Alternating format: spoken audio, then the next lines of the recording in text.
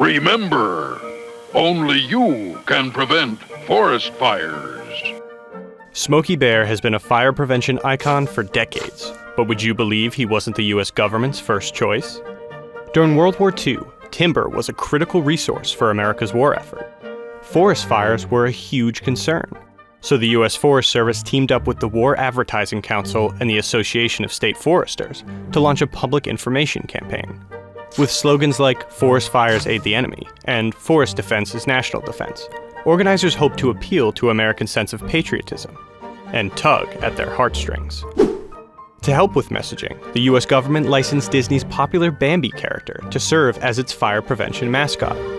But after a year, the arrangement ended. And so, the Forest Service decided to create its own character.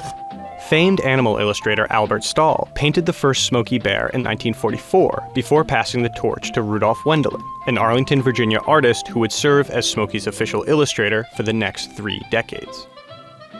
From his office at the Department of Agriculture in Washington, Wendelin evolved and transformed the character.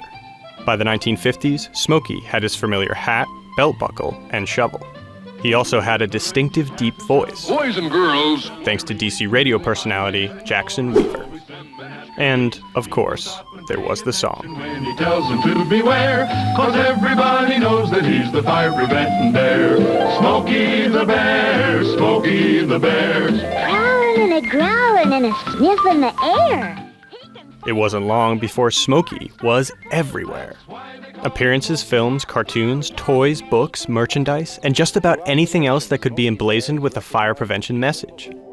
The wildly successful campaign made Smokey a household name across the country. But as the Washington Post reported, he wasn't just a spokesbear. He became a real-life neighbor in D.C. In the spring of 1950, firefighters in New Mexico found an orphan 3-month-old bear cub clinging to a charred pine tree with third-degree burns on his paws and hide. Nicknamed Smokey, the cub was nursed back to health and flown to Washington in a personalized airplane. On June 30th, 1950, 500 schoolchildren and dignitaries welcomed the young cub to the National Zoo, where he took up residence as a living advocate for fire prevention. From the moment he arrived, he was a crowd favorite. As the Evening Star remarked, it took Smokey 10 pounds of bear cub exactly 1 second today to become another Washington institution. For the next 26 years, Smokey was one of the most popular residents at the zoo. Visitors, especially children, were enamored with him, and he received so much fan mail that the U.S. Postal Service gave him his own private D.C. zip code, 20252. In 1962, zookeepers welcomed Goldie, who they hoped to mate with Smokey, and printed a wedding invitation in the newspaper. The public followed the bear's courtship with interest. Sadly, however, there was no spark. As the Washington Post reported, they had a pro forma marriage that even Ann Landers couldn't have saved. That being the case, the zoo adopted another cub who had been rescued from a forest fire and named him Little Smokey.